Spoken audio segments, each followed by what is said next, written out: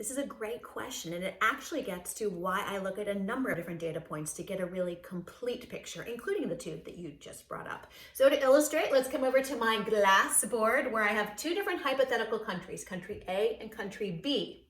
Now in these, we look at the different statistics. The first one I look at is cases per million. That tells us just how widespread this illness is. So in country A, there are 10 cases per million. Country B, it's a lot more widespread. There are 100 cases per million. Second statistic is number of deaths per million. This helps us again tell how widespread the deaths are and helps us normalize our death rate so we can compare it to other countries regardless of what their population size is. So country A, it's 5 deaths, these 5 circles per million. Country B, also 5 deaths per million. But to really know what that number means, you have to look at a third statistic, which is death rate. That tells us, A, how deadly the disease is.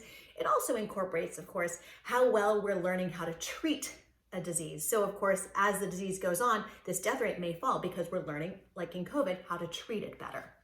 So death rate, those 5 deaths in country A actually represented a 50% death rate, so a really high death rate, versus those 5 deaths in country B, because they have so much more widespread illness, is only a 5% death rate. It's really important to know that this is much more deadly disease in this situation than here. So it would be 2 different scenarios. There's a fourth statistic that I tend to look at, and that's of course positivity rate.